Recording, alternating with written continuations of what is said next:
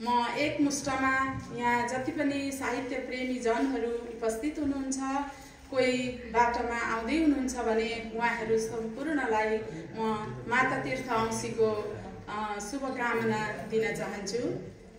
र म तुलसा निरौला आज आफ्नो सिर्जना त होइन, रही भए पनि यो आमा शीर्षकमा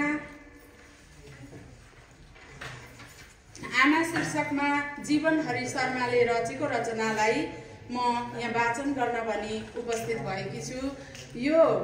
यो कविता अघि नै देविकाजीबाट प्रस्तुत भइसकेको छ, तर पनि यो थाहा भएन कसले कुन कविता लिएर आउनु भएको छ भन्ने कुरा थाहा भएन र म यसैलाई फेरि दोहोर्याउन जाँदैछु। यो शार्दूल विक्रीडित छन्दमा लेखिएको कविता रहेछ। असाध्यै मनपर्छ, साह्रै मनपर्छ। सरू गुरुगाईले गाएको देखेपछि आफूले पनि अभ्यास गरेर यहाँ कोसिस गर्दैछु। भुल त्रुटिहरू भए भने मलाई माफ गर्नुहोला। र अर्को कुरा त त्रिवेणी साहित्य मञ्चलाई धेरै धेरै धन्यवाद दिन चाहन्छु।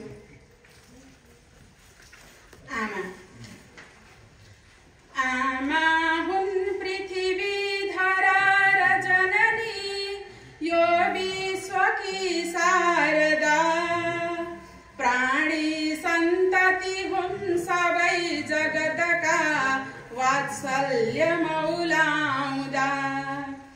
आमा हुन् धरती र गाउँ घरकी, बस्ती अँध्यारो हुँदा। न्यानो हुन्छ साध्य मातृ ममता, बाबु भनी भन्दिदा। आमा काख समान हो धरणीमा, पल्टेर गिज्याउँदा। जिब्रो स्वाद चपाउने बदनका, ती दन्त देखाउँदा। आमा हुन्न भने रहन्छ र कहाँ यो सृष्टिको कायदा। खुट्टा टेक्नु स्वयं नटेक सबका, भन्ने सुझावै दिदा। आमाको स्वर भावना हृदयको, बोली र भाषा कला। आमाका करले सिकाउँछ सधैँ सत्कर्मका पाइला। आँखा ज्योति समान हुन् सुपथमा, यो विश्वमा आउँदा। के बज्लान् मन मन्दिरै र घरमा, कारुण्य सिद्ध्याउँदा। आमाका न विकल्प छन् जगतमा, त्यो सत्य तिर्स्याउँदा। प्यारो हुन्छ साध्य मातृ ममता, सामिप्यमै आउँदा। आमाको अनुवादका प्रिय कथा, लेखेर यो गाउँदा।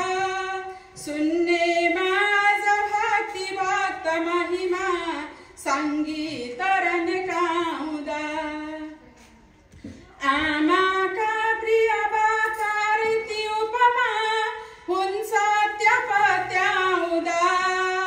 इच्छा मात्र थिएन सन्तति सुधा, देखेर थ्याउँदा।